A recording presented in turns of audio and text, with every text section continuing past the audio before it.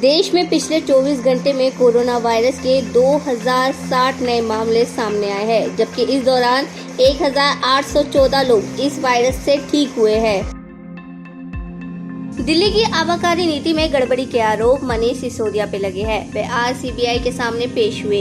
इस बीच बीजेपी नेता कपिल मिश्रा ने उन पर हमला बोला। उन्होंने कहा, चोर, कमीशन खोर, भ्रष्टाचारी खुद को क्रांतिकारी बता रहे हैं। शराब की दलाली वाले खुद को स्वाधीनता सेनानी बता रहे हैं। ये बदतमीजी देश की जनता स्वीकार नहीं करेगी।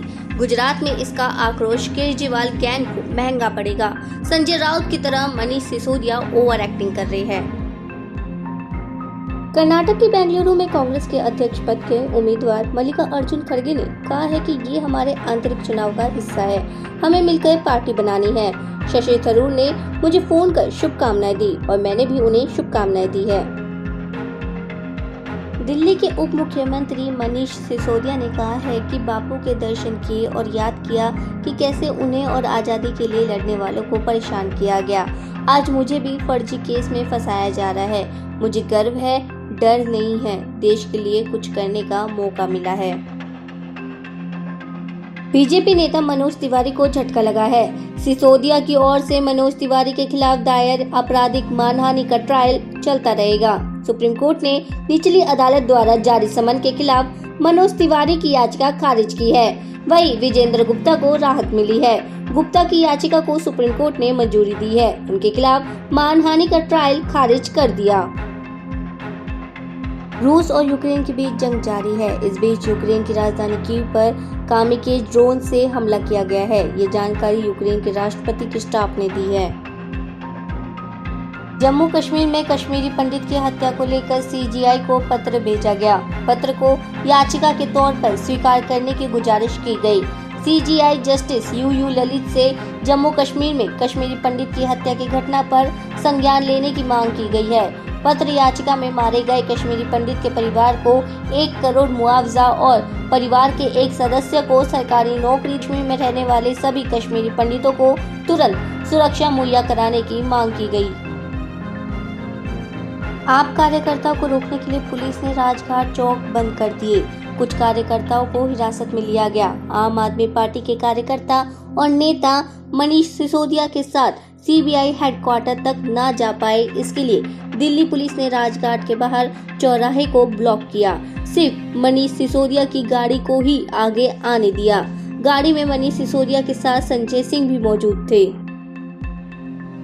बैंक लोन घोटाले मामले में भारतीय रिजर्व बैंक के अधिकारियों की भूमिका की जांच कराने की सुब्रमण्यम स्वामी की याचिका पर सुप्रीम कोर्ट ने सीबीआई और आरबीआई को नोटिस जारी कर जवाब मांगा है। याचिका में आरबीआई अधिकारियों द्वारा की गई अनियमितताओं की जांच की मांग की गई है। सुप्रीम कोर्ट ने जम्मू कश्मीर में इंटरनेट प्रतिबंध से जुड़े एक मामले में नोटिस जारी किया है। उससे अधिवक्ता शादान फराज ने कहा है कि आज जो पढ़ाया जा रहा है वह ऑनलाइन और शारीरिक कक्षाओं का मिश्रण है। यही जम्मू कश्मीर की हकीकत है, क्योंकि इंटरनेट प्रतिबंधित है। जम्मू कश्मीर में इंटरनेट सेवा बाधित किए जाने के खिलाफ दाखिल याचिका पर सुप्रीम कोर्ट ने केंद्र सरकार और केंद्र शासित प्रदेश जम्मू कश्मीर को नोटिस जारी किया है। उत्तर प्रदेश के प्रयागराज में एसी में ब्लास्ट होने के बाद आग लग गई। अग्निशमन अधिकारी कुमार पांडे ने कहा कि आग की सूचना मिलते ही हम यहां पहुंचे। आग पर काबू पा लिया गया है। 10 लोगों को सुरक्षित निकाल लिया गया है।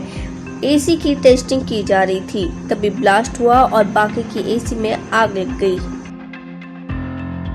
बिहार के मुजफ्फरपुर में एमडीडीएम कॉलेज में परीक्षा के दौरान कथित तौर पर हिजाब हटाने की बात पर छात्राओं ने विरोध प्रदर्शन किया। छात्रा ने बताया कि परीक्षा देते समय टीचर ने हिजाब हटाकर कान दिखाने के लिए कहा कि ब्लूटूथ तो नहीं लगा है। हमने कान दिखाया, लेकिन उन्होंने हिजाब खोलने के लिए कहा। मध्य प्रदेश हाईकोर्ट द्वारा वाहन दुर्घटनाओं में कमी लाने के लिए मध्य प्रदेश सरकार वाहन चालकों को हेलमेट पहनने आदेश जारी करने के बाद पुलिस के द्वारा हेलमेट को लेकर अभियान चलाया जा रहा है। इसी क्रम में आबकारी विभाग जबलपुर के द्वारा शराब दुकान संचालकों को अपने दुकानों के बाहर बैनर पोस्टर लगाकर बिना हेलमेट वाहन चालकों को शराब देने पर रोक लगाने आदेश दिए हैं, जिसको लेकर अब शराब दुकान संचालकों के द्वारा अपनी दुकानों के बाहर बैनर पोस्टर लगाकर उन लोगों को शराब नहीं दिया जा रहा है जो हेलमेट पहन के नहीं आ रहे हैं। नोएडा के सेक्टर 24 कोतवाली क्षेत्र स्थित सेक्टर 22 के E117 में कॉल सेंटर में काम करने वाले युवक इरफान की हत्या कर दी गई है। युवक इरफान का उसकी बालकनी में शव बरामद किया गया है।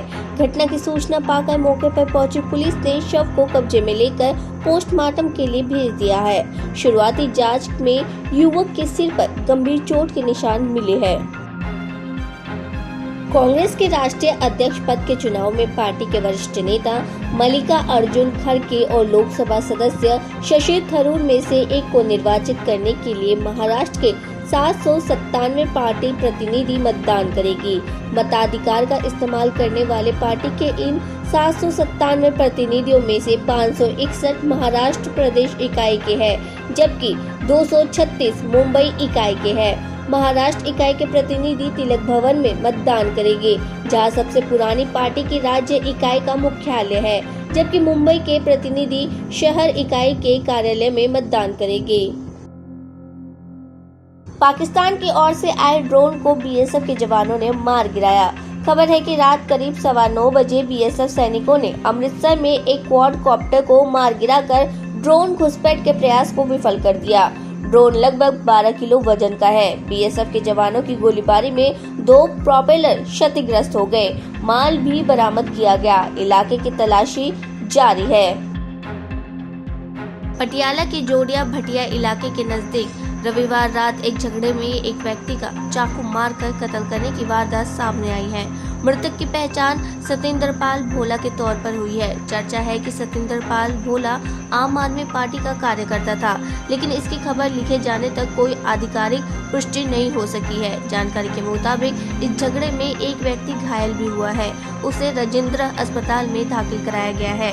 इस झगड़े के पीछे एक कारणों का फिलहाल खुलासा नहीं हो सका है। कोतवाली थाना पुलिस देर तक मामले की जांच में जुटी थी। पुलिस ने इस मामले में कुछ भी कहने से इनकार किया है। तिब्बती युवाओं ने धर्मशाला में चीन का राष्ट्रीय ध्वज जलाकर चीन सरकार के अत्याचारों के खिलाफ आक्रोश जताया। युवाओं ने तिब्बती की आज़ादी के लिए आवाज बुलंद की। सैकड़ों युवाओं ने धर्मशाला के कचहरी चौक पर खड़े होकर चीन के खिलाफ नारेबाजी की। तिब्बती युवा कांग्रेस के करीब 200 कार्यकर्ताओं ने कम्युनिस्ट पार्टी ऑफ चाइना की 20वीं नेशनल कांग्रेस के विरोध में प्रदर्शन किया। इस दौरान टेम्पल रोड से कचहरी अड्डा तक रोष प्रदर्शन किया गया। युवा कार्यकर्ताओं ने चीन सरकार के अत्याचारों के खिलाफ जमकर नारेबाजी की। युवा कार्यकर्ताओं ने हम क्या चाहते हैं आज़ादी, हिंदी चीनी भाई भाई, यही चीन का धोखा है, नरसंहार बंद करो, याद करे, गलवा घाटी याद करो, जान भी देंगे खून भी देंगे, देश की मिट्टी कभी नहीं देंगे, शी जिनपिंग हत्यारा है के नारे लगाए। उत्तराखंड में 5 दिनों के भीतर एक के बाद एक बड़ी वारदात को अंजाम देकर बदमाशों ने पुलिस को खुली चुनौती दे दी है। मुख्यमंत्री पुष्कर सिंह धामी ने इनके खुलासे के निर्देश दिए हैं। इसी कड़ी में डीजीपी ने देहरादून में डकैती, हरिद्वार में पुलिस पर फायरिंग और उधम सिंह नगर में खनन कारोबारी की हत्या का 3 दिन में खुलासा करने का निर्देश दिया है। खुलासा नहीं होने पर संबंधित सीओ और थाना प्रभारी को हटा दिया जाएगा। साथ ही जिले के पुलिस कप्तान को भी अपराध नियंत्रण में नाकाम माना जाएगा। सुप्रीम कोर्ट के आदेश पर ताजमहल के 500 मीटर दायरे में व्यावसायिक गतिविधियां बंद करने के मामले में कई मोड़ आए। त्योहार पर रोजी रोटी छीनने के विरोध में ताजगंज के व्यापारियों का एक प्रतिनिधि मंडल लखनऊ में मुख्यमंत्री योगी आदित्यनाथ से मिला, व्यथा सुनाई। उन्होंने विचार का आश्वासन दिया। दूसरा प्रतिनिधिमंडल मुख्य सचिव दुर्गा शंकर मिश्रा से मिला, नोटिस की मोहलत बढ़ाने की मांग की। मुख्य सचिव ने जिला अधिकारी व विकास प्राधिकरण उपाध्यक्ष से पूरे मामले से रिपोर्ट मांगी है। भारतीय जनता पार्टी के गरोठा क्षेत्र से विधायक जवाहरलाल राजपूत ने झांसी जेल में बंद सपा के पूर्व गरोठा विधायक दीप नारायण यादव के खिलाफ हत्या की साजिश रचने का केस दर्ज कराया है। भाजपा विधायक का आरोप है कि उनकी और उनके बेटे की हत्या की साजिश दीप नारायण यादव ने झांसी के सपा नेता सज्जन सिंह यादव के साथ मिलकर रची। शिकायत में कहा गया है कि शूटरों के जरिए विधायक और उनके बेटे की हत्या की साजिश रचने का आरोप लगाते हुए मुकदमा दर्ज कराया है।